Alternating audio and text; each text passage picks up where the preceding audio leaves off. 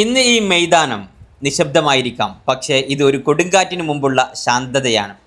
കുനിയയിലെ ഈ മണ്ണ് നാളെ സാക്ഷ്യം വഹിക്കാൻ പോകുന്നത് നൂറ്റാണ്ടിൻ്റെ ചരിത്രത്തിനാണ്. സമസ്തയുടെ 100ാം വാർഷിക മഹാസമ്മേളനത്തിൻ്റെ സമാപന വേദി കേവലം ഒരു സ്റ്റേജ് എന്നതിലുപരി ഈ സ്റ്റേജിൻ്റെ പശ്ചാത്തലത്തിലേക്ക് ഒന്ന് നോക്കൂ. ഒരു പായക്കപ്പൽ കേരളത്തിൻ്റെ തീരത്തിലേക്ക് ഇസ്ലാമിൻ്റെ പ്രഭാവം എത്തിയതിൻ്റെ ആ പഴയ സ്മരണകളെ ഇത് ഓർമ്മിപ്പിക്കുന്നു. ചരിത്രമുറങ്ങുന്ന ഈ മണ്ണിൽ പൂർവികർ കാത്തുസൂക്ഷിച്ച ആദർശത്തിൻ്റെ പായക്കപ്പൽ 100ാം വർഷത്തിലും തല ഉയർത്തി നിൽക്കുന്നു. ഇതിന് പറയാൻ ഒരുപാട് കഥകളുണ്ട്. കുനിയ കോളേജിൻ്റെ ഈ വിശാലമായ അങ്കണം നാളെ വൈകുന്നേരം ജനസമുദ്രമാകും. ലക്ഷക്കണക്കിന് വിശ്വാസികൾ ഈ മണ്ണിലേക്ക് ഒഴുകിയെത്തും.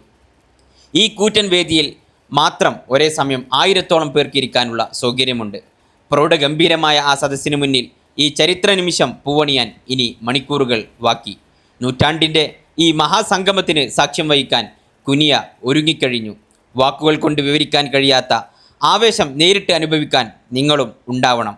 ചരിത്രം സൃഷ്ടിക്കപ്പെടുന്നത് ദൂരെ നിന്ന് കാണാനല്ല, അതിൻ്റെ ഭാഗമാകാനാണ് നാം എത്തേണ്ടത്.